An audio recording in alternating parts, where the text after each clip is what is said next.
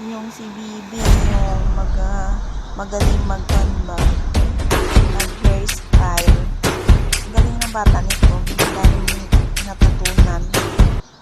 So, ging hairstyle niya yung buhok ko. Inayos niya. So, tingnan niyo siya. Kasi gandang TV.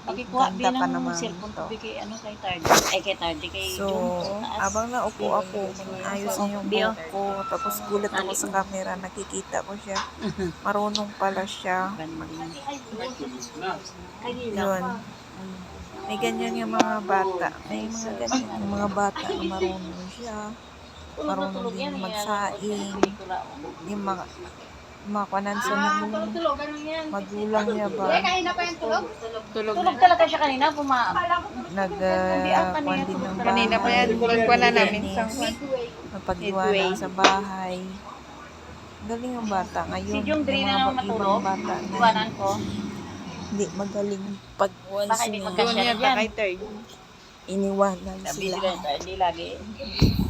Yun. Yan, ang galing niya. So, yun makikita yun. Ang saya-saya niya. Dito. Yun. Ngayon na naman. Gabing-gabi. Pero hindi gabi yan. Umaga yan. Nanonood ng TV. Pinatay yung ilaw.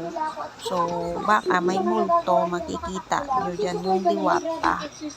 Color puti doon sa taas. Di ko alam kung asaan yun. Magpakita ka nga. 1, 2, 3. Ay, hindi pala. Yung madilim lang talaga. Akala nyo may multo na. So, wala dyan ang multo. Andoon yun sa hindi makikita. Dilim na dilim. Natatakot kung ikaw, natatakot ka dito kasi madilim sobra. Ang dilim mo. O, tingnan nyo. Oh, wow, may multo dyan. So, makikita nyo dyan. Baka pag kayo'y natatakot, may multo. May aswang ba? Aswang, mapapakita sa inyo pag kayo takot. Pero kung hindi naman kayo takot, di yan magpapakita sa inyo. Kasi, natatakot din yan para sa inyo. Kasi parang mukhang mo. Alam mo, hindi masakit yung pinagpasasabi mo sa akin. Napatay